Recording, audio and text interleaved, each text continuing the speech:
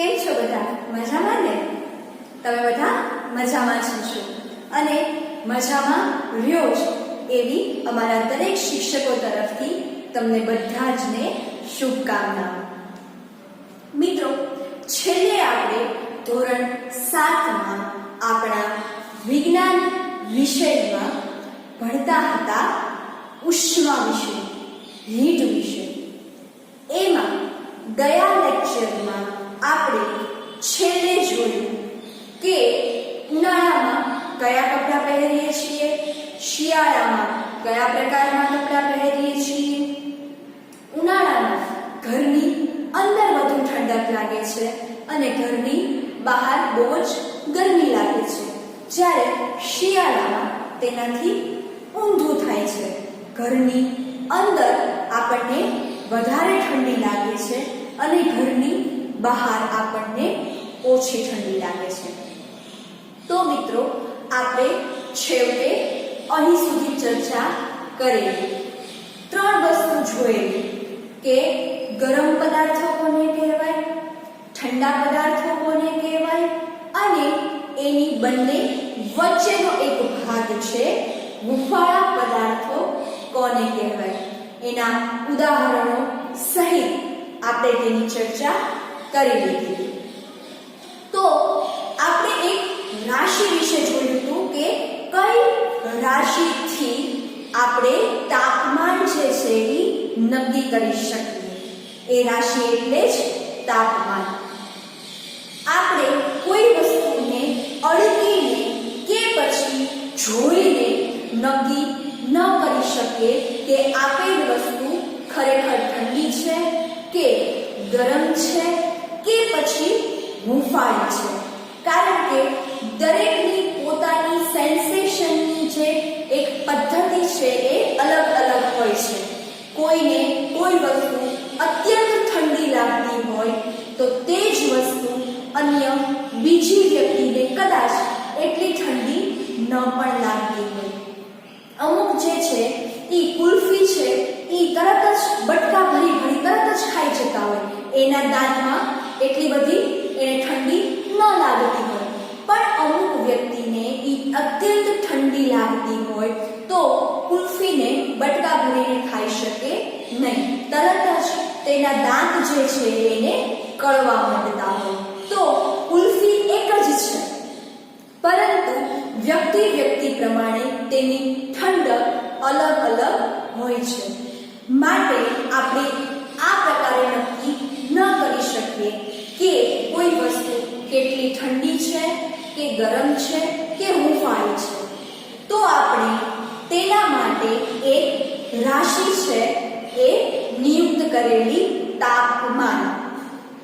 કોઈ પણ વસ્તુ તેના તાપમાનને આધારે નક્કી કરી શકાય કે તે બીજા પદાર્થની સાપેક્ષે કેટલી ઠંડી છે કે કેટલી ગરમ છે.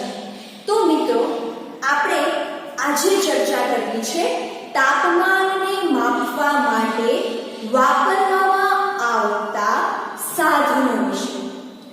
શેના આધારે તાપમાનનું માપન થઈ શકે એવું કયું સાધન છે? મિત્રો, ઘણા બધા સાધનો જે છે એ આપણે વપરાશમાં લેતા હોઈએ. અમુક ચોક્કસ માપન માટે ચોક્કસ સાધનનું હોવું જરૂરી છે. જેમ કે વજન માપવું છે તો ત્રાજવું જરૂરી છે, વજન કાંટો જરૂરી છે. ત્રાજવું પણ વજન માપે છે, વજન કાંટો પણ વજન માપે છે. પરંતુ બંનેની ઉપયોગિતાની દ્રષ્ટિએ આપણે અમુક વાર ત્રાજવું લેતા હોઈએ છીએ અને અમુક વાર વજન કાંટો લેતા હોઈએ છીએ.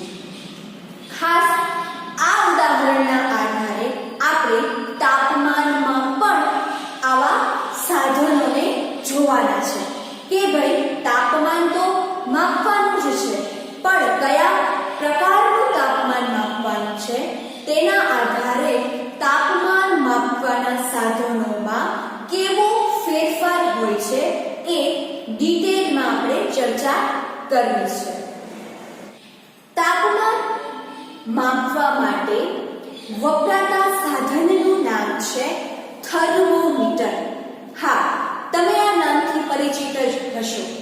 તમને જ્યારે કે તમારા ફેમિલી મેમ્બર્સમાંથી કોઈ પણને જો તાવ આવ્યો હોય અને તમે ડૉક્ટર પાસે જાઓ તો ડૉક્ટર તરત જ થર્મોમીટરથી કેટલો તાવ આવ્યો છે એ માપવામાં થર્મોમીટર ઉપયોગમાં લેતા હોય છે.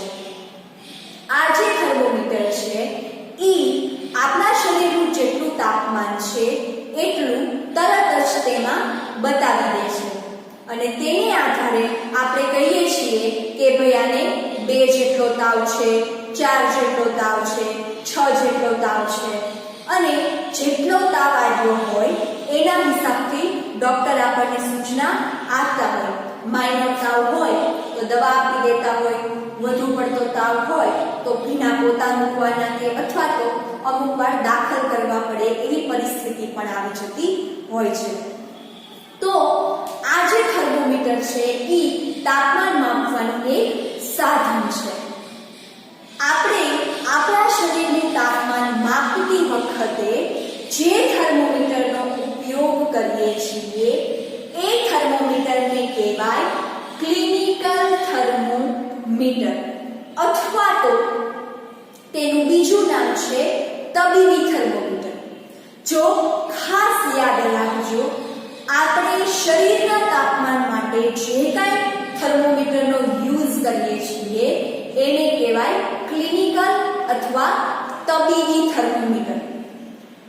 આ થર્મોમીટરમાં શું હોય છે, વિશેષતા એની શું છે કે એવા પ્રકારની વિશેષતાવાળા થર્મોમીટરને જ આપણે ક્લિનિકલ થર્મોમીટર કે તબીબી થર્મોમીટર કહીએ છીએ. આપણે જોઈએ ક્લિનિકલ કે તબીબી થર્મોમીટરની વિશેષતાઓ. આ જે ડિગ્રી સેલ્સિયસ છે એ તાપમાનનું માપન કરવા માટેનો એક એકમ છે. આપણે ક્લિનિકલ થર્મોમીટરમાં જે માત્રામાં તાપમાન માપીએ છીએ તે છે ડિગ્રી સેલ્સિયસ. દાખલા તરીકે કોઈને 35 તાવ આવ્યો છે, તેનો મતલબ તે વ્યક્તિને 35 ડિગ્રી સેલ્સિયસ તાવ આવ્યો છે. આપણા ગણિત વિજ્ઞાનમાં એકમોનું ખાસ મહત્વ છે. કોઈ પણ વસ્તુ લઈ લો, તમે બટેટા લેવા જાઓ છો શાક માર્કેટમાં તો તમે ત્યાં શું બોલો છો? 5 કિલો બટેટા આપો. કિલો એવું તમે પાછળ એકમ ઉમેરો છો. જો તમે કોઈ પણ જગ્યાએ કાંઈ પણ વસ્તુ લેવા જાઓ છો અને તેને તેના એકમ સાથે જો બોલતા નથી તો સામેવાળાને ખ્યાલ ન આવે કે તમે કેટલા પ્રમાણમાં કેટલી માત્રામાં આ વસ્તુ માંગો છો. તમે દુકાને જાઓ, તમારે કાપડ લેવું છે, તમે એમ કહો કે મને ભૂરા કલરનું કાપડ આપો. કેટલું આપો એવી કોઈ સ્પષ્ટતા છે નહીં. તમારે ચોક્કસપણે એમાં ઉમેરવું પડે કે મને ભૂરા કલરનું 5 મીટર કાપડ આપો. તો આ મીટર જે છે એ લંબાઈનો માપનનો એકમ છે. તો તમને ચોક્કસપણે એ માંગો છો એ જ પ્રમાણમાં એ જ વસ્તુ વેપારી જે છે એ આપે. તમે શાક માર્કેટમાં જઈને એમ કહો કે મને ટમેટા આપો, 5 ટમેટા આપો.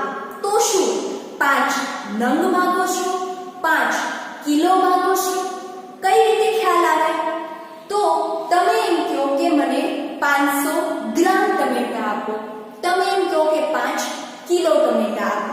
તો આ રીતે કોઈ પણ વસ્તુની માત્રા કે પ્રમાણ તેના એકમના આધારે નક્કી કરવામાં આવતા હોય છે. એવી જ રીતે તાપમાનને માપવા માટેના 2 એકમો છે. એક ડિગ્રી સેલ્સિયસ અને બીજું છે ફેરનહીટ. જેમ સેન્ટીમીટરમાંથી મીટરમાં, મીટરમાંથી કિલોમીટરમાં કન્વર્ઝેશન થતું હોય, તમે કરો છો 1 સેન્ટીમીટર બરાબર 1 કિલોમીટર બરાબર 1000 મીટર. આવું બધું કન્વર્ઝેશન તમે ઉલટ સુલટ કરતા હો છો. એવી જ રીતે અને ફેરનહીટમાંથી ડિગ્રી સેલ્સિયસમાં પણ ટ્રાન્સફર કરી શકાય. ડિગ્રી સેલ્સિયસ જે છે એ તાપમાન માપવા માટેનો એકમ છે. તો ક્લિનિકલ થર્મોમીટર જે છે એની કેપેસિટી કેટલી છે?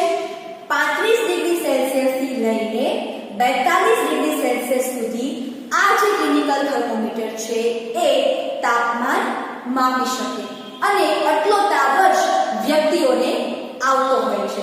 જનરલી 42 ડિગ્રી સેલ્સિયસ થી વધુ કોઈને તાવ આવતો હોતો નથી, નહીં તો કદાચ વ્યક્તિ જીવિત જ રહી શકે નહીં. તો આ વાત થઈ ગઈ ક્લિનિકલ થર્મોમીટરની વિશેષતાઓ વિશે કે કોને કહેવાય ક્લિનિકલ થર્મોમીટર, કે પછી ક્લિનિકલ થર્મોમીટરમાં એવી કઈ વિશેષતા છે કે આવું હોય તો એને ક્લિનિકલ થર્મોમીટર કહેવાય. એની ચર્ચા આપણે કરીએ.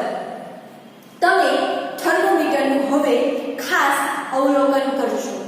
જો કદાચ તમારી પાસે કે તમારા ઘરે થર્મોમીટર ન હોય તો તમે તમારા આડોશ પાડોશમાંથી પણ થર્મોમીટર હોય તો તે કલેક્ટ કરી તેને અવલોકન કરી શકો છો. પણ ખાસ ધ્યાન રાખવાનું કે થર્મોમીટર કાચનું બનેલું હોવાથી સાવધાનીપૂર્વક તેનું અવલોકન કરી સાવચેતીપૂર્વક તેને જેની પાસેથી લીધું છે તેને સોંપી દેવાનું. મિત્રો, હવે આપણે ચર્ચા કરીએ થર્મોમીટરના વાંચન વિશે. કઈ રીતે આપણને ખબર પડે કે જે તે વ્યક્તિને કેટલો તાવ આવ્યો છે? આપણે ચર્ચા કરી કે થર્મોમીટરમાં વચ્ચે જે કાચની પાતળી એક સમાન જાડાઈવાળી નળી જે છે કે જેમાં મર્ક્યુરી કે પારો ભરેલો છે, તેની બાજુમાં અંકન કરેલું હોય છે કે જેના આધારે ખ્યાલ આવે કે કેટલો તાવ છે. હવે આ જે અંકન છે એ થર્મોમીટરની કંપનીઓ પ્રમાણે થર્મોમીટર જેમ તમે અલગ અલગ થર્મોમીટર જુઓ તેમ આ અંકન જે છે એ અલગ અલગ હોય. જેમ તમે જો ફૂટપટ્ટી યુઝ કરતા હો તો ફૂટપટ્ટીનું અંકન પણ અલગ અલગ હોય. કોકને અલગ પ્રકારનું અંકન હોય, નવી ફૂટપટ્ટી લ્યો તો એમાં બીજા પ્રકારનું અંકન હોય. કોકમાં સેન્ટીમીટર છે એ આપ્યા હોય, કોકમાં માત્ર ઇંચ જ આપ્યા હોય, સેન્ટીમીટર ન આપ્યા હોય. બરાબર? તો તદ્દન આવી જ રીતે થર્મોમીટરનું જે અંકન છે એમાં પણ અલગ અલગ પ્રકારે અંકન આપેલું હોય. તો આપણને કઈ રીતે ખ્યાલ આવે કે કોને કેટલું ટેમ્પરેચર છે? એના અંકન માટે આપણે શું કરવાનું? સૌપ્રથમ તો મોટા જે આંકા પાડેલા છે એ બે મોટા આંકા વચ્ચેનું કેટલું માપ છે એ આપણે જાણવું પડે. દાખલા તરીકે 35 ડિગ્રી સેલ્સિયસ થી 42 ડિગ્રી સેલ્સિયસ સુધી આપણું ક્લિનિકલ થર્મોમીટર જે છે એ કોઈ પણ માપન કરી શકે છે. તો આપણે પહેલા થર્મોમીટર હાથમાં લઈ તેના અંકન દેખાય એ રીતે થર્મોમીટર સેટ કરી પછી આપણે ચેક કરીશું કે 35 ડિગ્રી સેલ્સિયસ થી મોટા કાપા ઉપર 35 ડિગ્રી સેલ્સિયસ લખેલું હોય. બોર્ડ ઉપર આપણે એને સમજીએ. જુઓ, બોર્ડ ઉપર એક આપણે ડાયાગ્રામ દોર્યો છે કે જેમાં 35 ડિગ્રી થી સ્ટાર્ટિંગ થાય છે આપણા ક્લિનિકલ થર્મોમીટરના અંકન. હવે તમારે પહેલા આ મોટા બે કાપા છે એના વચ્ચેનું અંતર છે એ મેજર કરવું પડે. અહીં આપણે અહીંના કેસમાં શું છે? સૌપ્રથમ 35 ડિગ્રી સેલ્સિયસ આપેલું છે મોટા કાપાનું માપ. એની તરત પછીનો બીજો મોટો કાપો જે છે એમાં 37 ડિગ્રી આપ્યું છે. તરત પછીનો મોટો કાપો 37 ડિગ્રી સેલ્સિયસ છે. હવે 35 અને 37 આ બંને વચ્ચેનો તફાવત કેટલો થયો? 2. બરાબર? તો હવે આ 5 કાપા પૂરા થઈ અને અહીંયા જે કાપો દેખાય છે એનું આપણે શું અર્થ લઈશું? હા, અહીંયા જે કાપો છે એનું આપણે માપ 36 એવું લઈશું. શું કામ? અહીં 35 છે, અહીં 37 છે, એટલે આપોઆપ અહીં જે મોટો કાપો પણ આ મોટા કાપાથી સહેજ નાનો એને આપણે 36 ડિગ્રી સેલ્સિયસ એવું કાઉન્ટ કરીશું. હવે આને 36 કાઉન્ટ કર્યા પછી આ જે સૌથી નાનો કાપો છે એનું માપ કેટલું લઈશું? તો જુઓ, અહીંયા 35, હવે અહીંયા આપણા 36 છે. હવે અહીંયા આપણા 36 થઈ ગયા છે. તો 35 અને 36, હવે આ ક્રમિક સંખ્યા વચ્ચે સાવ નાના કેટલા કાપા છે એ આપણે કાઉન્ટ કરીશું. તમે કદાચ આલેખમાં આવું કાઉન્ટ કરતા હશો કે કઈ રીતે પ્રમાણ માપ લેવું. આ કંઈક આવું જ છે કે કઈ રીતે એક કાપાનું માપ નક્કી કરવું. ઓકે, તો 35 અને હવે આ 36, એની વચ્ચે કેટલા કાપા છે એ આપણે કાઉન્ટ કરીશું. તો 1 2 3 4 અને 5. તો 35 અને 36 વચ્ચે 5 કાપા છે અને તેથી આ એક નાના કાપા બરાબર આપણે શું લઈશું? તો કે 35 અને 36, આની વચ્ચે કેટલી સંખ્યાનો ફેર છે? 1. અને આ બંને વચ્ચે કેટલા નાના કાપા છે? 5. તો આ એક નાના કાપા બરાબર આવશે 1 ભાગ્યા 5 બરાબર 0.2 ડિગ્રી સેલ્સિયસ. સમજાય છે? બે ક્રમિક કાપા વચ્ચે જે અંતર છે એ 1 અને એની વચ્ચે જે નાના કાપા છે એ 5 છે. ભાગાકાર કરવાથી આપણને 0.2 ડિગ્રી સેલ્સિયસ મળે. એટલે આ જે સૌથી નાનો કાપો છે એનું માપ થઈ જશે 0.2. જો કોઈને 36.2 તાવ આવ્યો હોય તો એનું અંકન આપણને ક્યાં બતાવશે?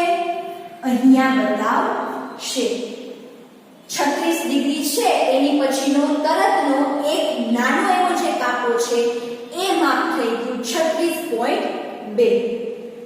તો મિત્રો, આશા રાખું છું કે તમને થર્મોમીટરના વાંચનની પ્રક્રિયા સમજાઈ ગઈ છે. હવે આ થઈ ગયું એક પ્રકારના માપનની રીત. એવી રીત કે જેમાં સૌથી મોટા બે ક્રમિક જે આકાર છે એના વચ્ચે 2 ડિગ્રી સેલ્સિયસનો તફાવત હતો. પરંતુ બીજું કોઈ થર્મોમીટર આપણને એવું મળ્યું છે કે તેમાં આ ક્રમિક કાપા વચ્ચેનું અંતર 2 ડિગ્રી સેલ્સિયસ નથી પણ 1 જ ડિગ્રી સેલ્સિયસ છે. તો તેમાં આપણે શું કરશું એ જોઈએ. હવે આપણે જોઈએ એક મોટા કાપા બરાબર 35 ડિગ્રી સેલ્સિયસ અને તદ્દન તરત જ પછીનો જે સૌથી મોટો આંકડો છે એનું માપ 36. એટલે આ બંને વચ્ચેનો જે તફાવત છે એ 1 ડિગ્રી સેલ્સિયસનો થયો. હવે આપણે ગણતરી કરીએ કે આ બે મોટા કાપા વચ્ચે કેટલા નાના કાપા છે. તો 1 2 3 4. ઓકે, અને આ 5. 5 જે ખાના છે એ આ બે વચ્ચે છે. તો અહીંયા 35 અને 36 એની જે 1 2 3 4 ને 5 છે. હવે આ બેનો ક્રમિક જે છે એ 1 ડિગ્રીનો છે ફેરફાર. અને આ જે બે વચ્ચેનું અંતર છે એ કેટલું થશે એ આપણે શોધીએ. શું કરવાનું છે? બે ક્રમિક જે છે એનું આપણે તફાવત લખશું 1 ડિગ્રી સેલ્સિયસ. બે ક્રમિક મોટા કાપા વચ્ચે નાના કાપાનું અંતર 1 2 3 4 ને 5. આ લખશું 5. એટલે આ પણ થઈ જશે 0.2 ડિગ્રી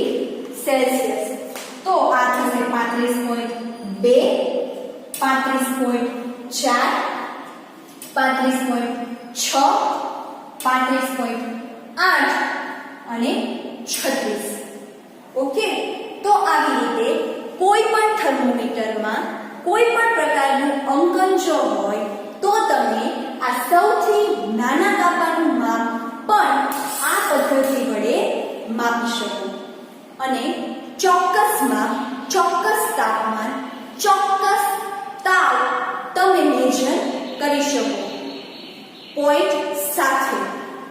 તો મિત્રો, આમ કોઈ પણ હવે થર્મોમીટરનું અંકન હોય, તમે સક્ષમ છો તેનું અંકન કરવા માટે. મિત્રો, તો આજે આપણે અહીં સુધી અટકીએ છીએ. આશા છે કે અહીં સુધી સમજાવેલું બધું જ તમને ખૂબ સરસ રીતે સમજાઈ ગયું હશે. હા, ચોપડીમાં જે છે એ આ આપણો પાઠ ઉષ્મા લાઈન ટુ લાઈન રીડ કરવાનું ભૂલતા નહીં. ખાસ આપણે લાઈન ટુ લાઈન દરરોજ પાઠ્યપુસ્તકમાં રીડ કરવાની ટેવ પાડશું કે જેથી કરીને આપણને આપણા જે માનસપટ ઉપર આની જે છાપ છે એ ખૂબ સરસ પડી જાય અને આપણને ખૂબ સરસ રીતે ચેપ્ટર્સ બધા યાદ રહેવા મળે. મિત્રો, કોરોનાનો ભય દિવસે ને દિવસે વધતો જાય છે. ખૂબ જ સાવધાનીપૂર્વક જીવવાની જરૂર આવી પડી છે. ખાસ ધ્યાન રાખવાનું છે. બહાર જતી વખતે માસ્કનો ઉપયોગ અચૂક કરવાનો છે અને થોડી વારે તમારા હાથ સાબુથી ધોયા રાખવાના છે. મિત્રો, રાહ જુઓ આગળના નવા મુદ્દાઓનો. આપણે આગળના લેક્ચરમાં આની આગળનો અભ્યાસ કરીશું. ત્યાં સુધી તમામ શિક્ષકોના આવતા વિડીયો જોતા રહો, લાઈક કરતા રહો અને હા, ચેનલને સબસ્ક્રાઇબ ન કરી હોય તો ચેનલ સબસ્ક્રાઇબ પણ કરી લેજો. ફરી મળીશું આવતા લેક્ચર્સમાં નવી જાણકારી સુધી. ત્યાં સુધી આવજો.